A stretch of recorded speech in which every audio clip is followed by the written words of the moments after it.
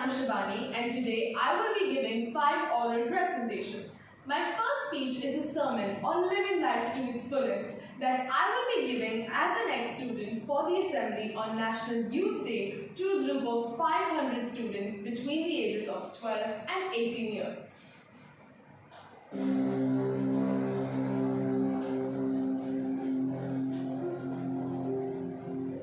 Chapter 2, verse 27 of the Bhagavad Gita says, Jatasya hi dhruvo mrityur, dhruvam janma mritasya cha. Death is inevitable for those who are born. Therefore, you must not lament over the inevitable. Be free from fear and seize the day. I wish I didn't take life so seriously. I wish I didn't take life so seriously. I wish I didn't take life so seriously. I wish I lived more. I wish I knew how precious life was, how fleeting, how special, and at the same time fragile and insignificant. Life is so short. Life only has a little time. One day it will flash before your eyes. Make sure it's worth watching. When we look back on our life, in our last breath, we will all wonder, did my life mean anything? Did my life mean anything to this world? Was I loved? Did I have an impact on anyone else's life? Did I matter? We won't be worried about our head. We won't be worried about our bills. We certainly won't care about our favorite TV show. We won't spare a second thought on others' opinions and judgments. Before you reach that last breath, today might be the time to make a change. Oscar Wilde once said, to live is the rarest thing in the world. Most people exist, that is all. And he was right. Don't live like everyone else, existing. Live every moment with passion and wonder. Don't be afraid. Don't be afraid to be honest. Don't be afraid to be truthful. Don't be afraid to be different. This is a short life that we all have. And it's not easy. It's not easy living it every day. But while you exist in this world right now, I need you to hold on. I need you to hold on strong and to believe that life is always going to be good. Life is short, and the only thing that's beautiful about it is that when you live, you have something that you can be doing to make it impactful for others to see. So trust yourself when everyone else doubts you. Master your dreams when all others give up on them. Live each day as if it's your last, because it may be.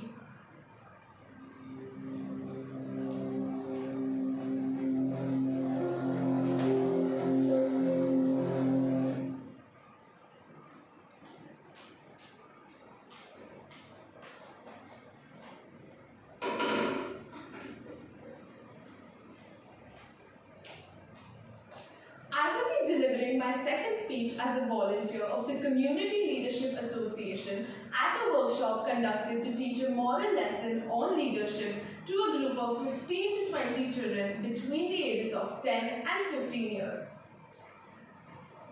Good morning, children. My name is Muskaan, and today we will be taking a parable and drawing from it what wisdom we can to better understand ourselves and to improve how we lead and manage. Well, this story goes by the name, The Power of Why. Years ago, there lived a wise and a noble king. He lived a happy life with his beautiful wife. Then, only a few years after their marriage, his wife got very sick and died soon after. But the love for his wife was so strong that the king couldn't bear the thought of ever getting married again. As the years passed, having no children of his own, the king knew the time would come when he would have to find a test of some sort to identify the right man as the next king. One day, while the king was taking a stroll through the countryside, he came upon a massive sinkhole. I've got it. I know the test that will help me identify the right man as the next king. The very next day, the king issued a decree throughout the kingdom. Come one, come all. In 3 weeks' time, those of you who feel worthy enough to take my place will meet me in the town square to demonstrate why you should be the next king. The day finally arrived. It seemed as if thousands of people had traveled for miles to reach that town square with the same dream of being chosen as the next king. The king took these promising candidates out to the countryside to show them what he had found. Here is the question that, if correctly answered, will earn you the rightful place as our next king. Pointing to the massive sinkhole, he simply asked, "What should I do?" After several days and hundreds of responses later, no one had yet come up with the right answer. Repeatedly, the king would hear the same responses. Fill it with water. Build a wall around it. Camouflage it to protect us from our enemies. While some of them may be interesting ideas, none of them were the correct answers. The king was getting discouraged, wondering if anyone was capable of thinking and acting like a successful king. As the number of candidates dwindled to a remaining few, it was time for one young man to answer the king's question. A poor farm boy from the countryside who was ridiculed by those older and wiser than him for even considering the possibility of becoming king. "What should I do?" the king simply asked. The young man hesitated for a moment and then responded with, "Why? Why do anything?" Suddenly, the king's disposition changed. He looked at the young man and asked, "Why? When everyone else advised me what I should do with a sinkhole, why do you come to me with only a question?" The young man respectfully answered, "Because I cannot answer your question, my king. I do not know your why. Until I understand not just what you want to do with the sinkhole, but why you want to do anything with it, only then can I advise you." How insightful! Instead of telling the king what he should do, this young man simply asked the king one question: "Why?" And at that very moment, the king knew that he had found his next heir. Fast forward several centuries to today. Stop. Look around you. Think of your past. Dream of your future. And ask yourself, why? The day you find your why, you will find your way.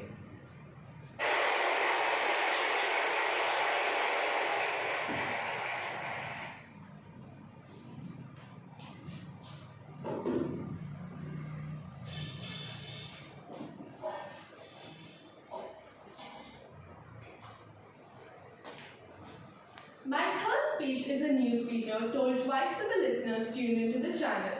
First for a serious news program and then for an entertainment channel.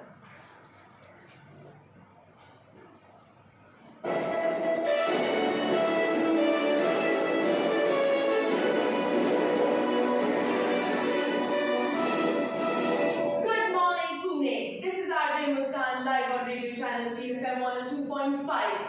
Let us begin with an update on the ever-increasing cases of coronavirus in the country. Maharashtra continues to remain the worst affected state. Let me take you through the rules given by the World Health Organization all the way back in March, since we have Ganesh Chaturthi coming up. Do wash your hands for at least 20 seconds several times a day. Use soap and water or hand sanitizer with at least 60% alcohol. Do not touch your eyes, nose and mouth. Do not wear a mask unless you're sick. Masks help protect others from catching the virus, but wearing one when you are healthy will not do much. Of course, the Indian government has made it mandatory, so please wear one before you step outside. Do consider taking extra precautions and staying out of public public places if you're over 60 years old or have a medical condition. Urgently seek medical help if you get any symptoms of the coronavirus infection, which includes persistent dry cough, fever, fatigue, and difficulty breathing. If you have come in contact with a person who has tested positive for COVID-19, please self-isolate yourself for the next 14 days. Take good care of your mental health. These are stressful times that we're living in. And last but not the least, do not panic. Take it easy. Stay home, stay safe, stay tuned. Wakey, wakey, rise and shine. Take a deep breath and relax. It's all going to be fine. Good morning, Pune. This is RJ Muskaan live on radio channel Sunny 101.5. Yeah. I really don't understand why everybody isn't following the same rules right now. They're pretty clear. So with Ganesh Chaturthi coming up, I will take you through them once again. First, you must not leave the house for any reason. Unless of course you have a reason, and then you may leave the house. This virus is deadly, but don't be afraid of it, because it can only get those people who are vulnerable, and also those who are not vulnerable. We should stay locked down until the virus stops infecting people, but it will only stop infecting people if enough of us get infected that we build immunity. So, it is very important that we get infected, but also do not get infected. Stay home. I don't know how many celebrities we need to have to tell you how important it is to go outside and take care of your mental health. Animals are not affected by the virus, except for that one cat that was tested positive in Belgium in March. Plus the couple tigers. Do not visit old people, but you have a moral obligation to take care of them and to bring them food and medicine. And finally, no businesses will go down due to the coronavirus infection, except for those businesses that go down due to COVID-19. Please, educate your friends and family with this information so we can remove any and all confusion. I will be right back after this song. Wakey, wakey, wakey, wakey, wakey.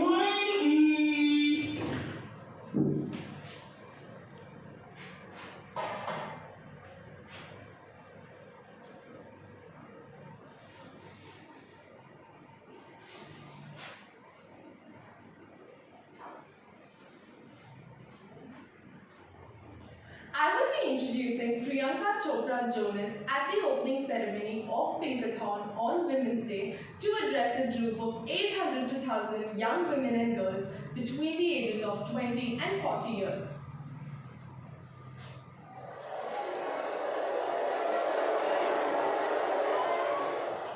A man doesn't become a hero until he can see the root of his own downfall.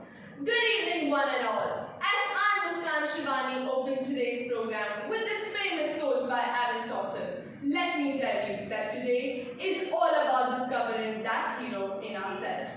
According to Aristotle, great deeds are not enough to define a person as a hero. He argues that it is immensely personal because it involves a fierce and a fearless individual who is well aware of her strengths and weaknesses. Traveling back to the past, no one could have guessed that the girl who was racially labeled Brownie in high school would become Miss World and a global icon out of her immense perseverance. At age 13, she decided to go to high school in the United States, but soon enough regretted that decision, for she was bullied extensively due to her ethnicity and skin color. At age 18, when most people are not even done with high school, she represented India at the Miss World competition and even emerged victorious. Today, she has more movies under her belt than she has years on earth. She is India's highest paid actress and the first South Asian actor ever cast as a lead in a major network television series in the United States. Not only is she a global icon, but is also worthy of hero status because she holds the hands of millions of women and leads them out of their shells. She is the ambassador of pro-women organizations such as UNICEF and Girl Up. She is a small-town girl conquering the world, whose name itself has become the epitome of achievements and empowerment. So, without any further ado, let us welcome on stage Priyanka Chopra Jonas.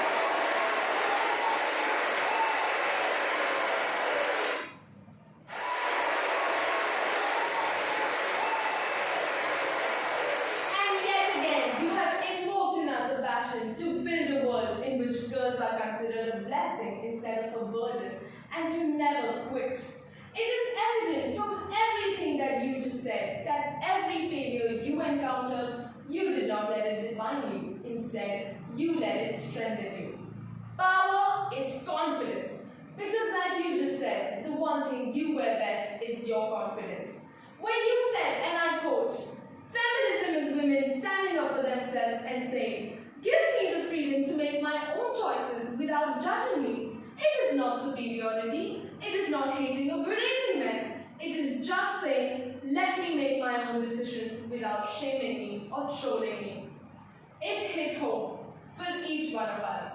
As Indian women and girls, we have had the absolute honor of growing up looking at an idol like you, and it has given us all the courage to chase our dreams and be all that we wanted to be. So thank you for being that benchmark that helps us all dream. I would like to end today's program with my new favorite quote from the speech you just delivered. When I think about being the woman I want to be, I just want to be the best version of myself. And I use every opportunity that comes my way in that direction. Happy Women's Day.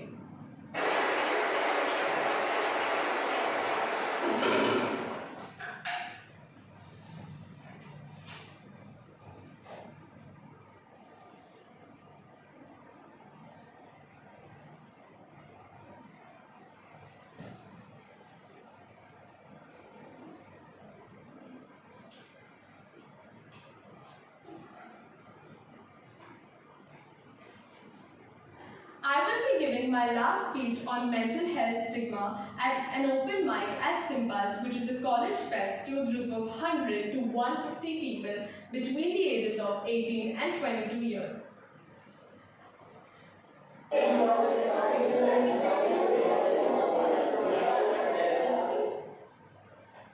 Hi, sorry, I haven't texted you back.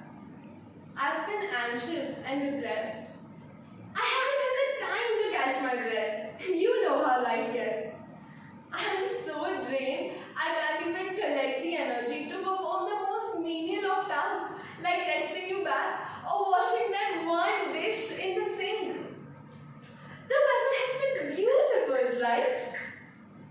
Yesterday, I fought off a panic attack while driving. I just want to sleep all the time.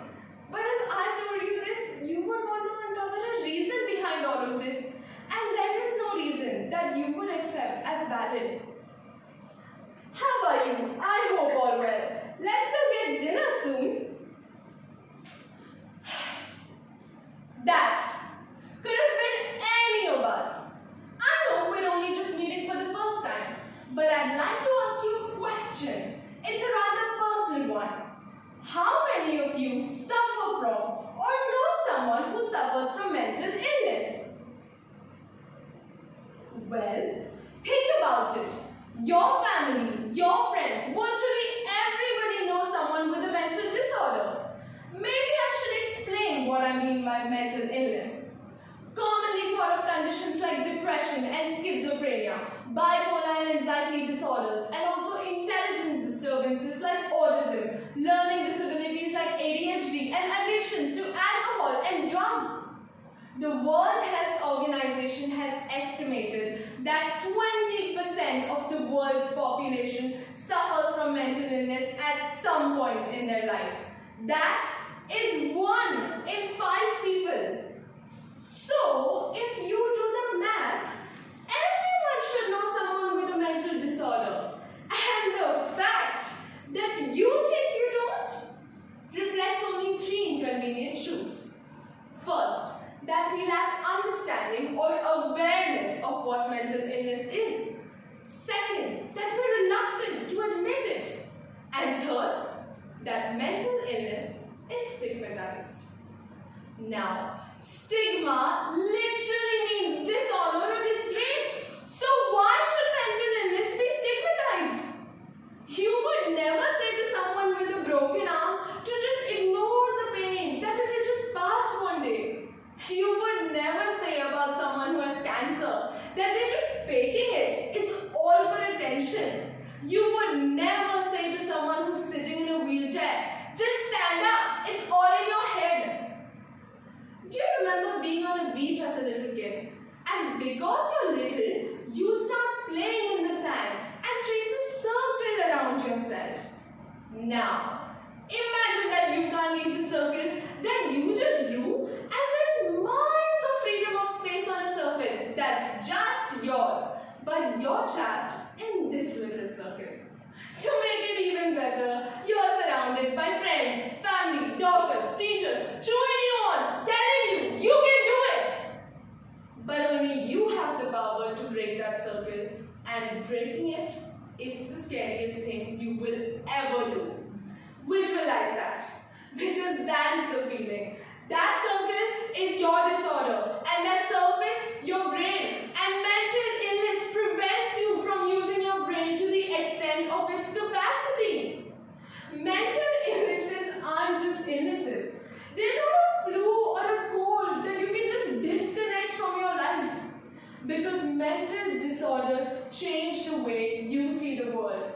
They affect your every second of every day, of your every experience, until you can get control of your life back. And I want you to think back to breaking that circle, and I want you to look me in the eye and tell me that it will be easy. Because honestly, I don't want your sympathy. I don't want your, I know when you really don't. Because oftentimes people who can't see the world clearly, all they want is for someone to acknowledge that they're struggling. So here's me, Muskaan Shivani, saying for the very first time that I suffer from clinical anxiety and depression. I see a therapist, and I don't want your sympathy. I want you to understand.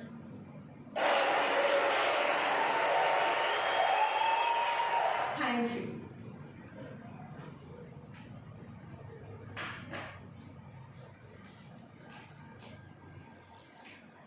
I will now be moving on to my reflection task. The first part being how I built my performance program. There was a definite starting point that I had in the process of building all my 5 speeches. When I came across the topic of giving a persuasive speech on a moral issue, I instantly knew that it was going to be on mental health stigma. There was no doubt, no hesitation, no concern about how I would write the speech or what I would say. I knew exactly what I wanted to say the second I read the topic. Everything that I said in my speech is something that I have experienced in my own personal life, with my own friends and family. And I have literally imagined them to be a part of my audience, sitting right there, listening to me as I put all these emotions and feelings that I've struggled with for years now into words. And because it all felt so real, I knew that working on this would make a good start for me. Now, external influences played a major role in 2 of my speeches. The first one being the radio talk show on COVID-19. In a pandemic characterized by such uncertainty, all the confusion that I was surrounded by provided for almost all my content for the speech. Every single day, the most ironic statements about who the virus affects, how it spreads, were released, making it almost mandatory for me to do the piece on this topic. Now, the other speech of introducing and thanking a speaker was also influenced by external factors, but in a social context. I had the chance to choose anyone in this whole wide world, and how I wish I had this in real life, and I chose Priyanka Chopra. Now, honestly, she isn't the best actress I've ever seen, nor is she my favorite singer, but she has broken stereotypes. And how? To start at such a young age, to be rejected for your skin color in your own country where more than 60% of the population looks the same, to have your marriage, body, image and every decision out in the public eye open to scrutiny is difficult, but it gives me courage. I've grown up in a progressive family, sure I have. But ask me, how many times have I heard study? Because nowadays men want women with beauty and brains. Learn how to cook. You have to go to your husband's house tomorrow. What will he say? Despite being a woman, these are words used by our own Prime Minister in one of his speeches. The world needs feminism. And I know that there are plenty of women out in the world, brave and fearless, strong and inspiring. Yet I choose her because I see myself in her and I feel connected to her. Maybe that's because of all the stalking, but she inspires me every single day. Now, the planning of all the 5 speeches was quite a task. Even though I was sure about what message I wanted to convey through all my speeches, finalizing the content was pretty difficult and required a lot of research. I had to make sure that I had an in-depth knowledge of everything that I said to not only portray the right emotions, but also support it with statistics and facts. Then came the process of deciding the order. Now, I was certain for a fact that I wanted to end with a speech that had a powerful impact, even if it made the audience a little uncomfortable, so that they would walk away home with something. Mental health is so prevalent in today's day and age, and yet we as a society shy away from it. So I knew that I wanted to end with it because it would give them food for thought and a much needed wake-up call. To create a balance and variety for the audience, I decided to target not only a different event, but also a difference in the size and composition for every speech. For example, my first speech was told to a group of 500 people, followed by my second speech, which was told to a group of only 15 to 20 people, which allowed me to showcase an obvious change in my projection and audibility. Projection, also meaning loudness, refers to the strength you use to carry your speech to the live audience.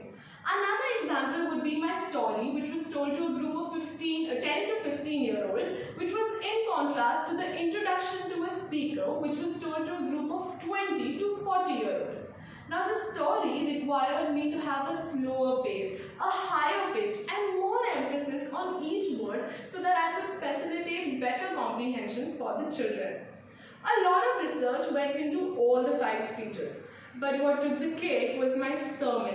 I had to discard several speeches before finalizing this one. Though the underlying message of all the religious texts is the same, it took me a lot of time to find the text that I wanted to use. You see, I've always struggled with living in the moment. I've always held myself back because of what people would say or think. And I've just struggled generally a lot when it comes to the society. But this year changed it all. This year taught me how to let go, to appreciate life for just what it is, to be grateful for the smallest of things, and to live in such uncertainty. I knew that I wanted to begin with a speech that would inspire my audience to be brave and fearless, to rise, to fall, to make mistakes, and to just live. Because life happens only once. And because, like we say in Hindi, abhi nahi to kabhi nahi, which means if not now, then never. Moving on to the personal responses, challenges, and reflection part. One of my biggest challenges has been voice modulation. Now, voice modulation refers to controlling or adjusting your voice. It means when you decide to go slower or faster, louder or softer, more dramatic or emotional. What I realized was that I spoke in a continuous monotonous pitch. I struggled with changing from one speech to another within a few seconds without any breaks to change from one character to another. And also the nervousness makes your throat dry, which makes you struggle with your pitch and tone. Now, the most important skill needed to approach this challenge was to understand how powerful the voice is, to learn how to control it, and to know how to modulate it. For example, I had to vary the pitch in my persuasive speech to strengthen my message. Whenever I ended with a question, I used a higher note, and the moment I made a statement, I punctuated it with a lower note. I tried to keep my choices of staging to a bare minimum, using the same podium and chair for all my speeches. I also used my technical skills and added the appropriate visual and audio effects. I tried to utilize the stage space efficiently so that I do not hide the PPT and I can make my movements to create the desired impact. I have discovered the importance of voice modulation while working through the challenge. I now know that it can be one of the most powerful tools of a speaker because not only does it reflect confidence, but it also helps in convincing your audience into believing your ideas and your message. I would approach a similar challenge by gaining a better understanding of my speech, which means understanding the message that I want to convey and its setting, and then just practicing even more, like I did this time. My biggest personal strength is my memory, because I knew exactly what I wanted to say. I did not struggle with memorizing the speech, which allowed me to focus on the delivery of the speeches and work on my voice modulation. My major limitation would be the task of giving 5 entirely different speeches in 25 minutes in just one go without any break or retakes. Finally, I would like to talk about my health and safety with respect to my own well-being and stamina. To ensure safe practice on stage, I made sure that all the props that I used were kept aside, all the wires were untangled and kept out of the stage area to avoid any accidents. Working with an audience is of utmost importance to inform, inspire, and engage them. So to ensure maximum engagement, I made sure to add the appropriate visual and audio effects. Slides can play a very important part in your presentation because they help you communicate your message visually. In fact, even the movements on the stage can have a huge impact on how well the audience pays attention to you. So if you stand around near the podium throughout 24/7 throughout all your speeches, then you're going to be too boring to engage them. And if you're pacing around like a hungry panther in the zoo, then you're going to be too distracting.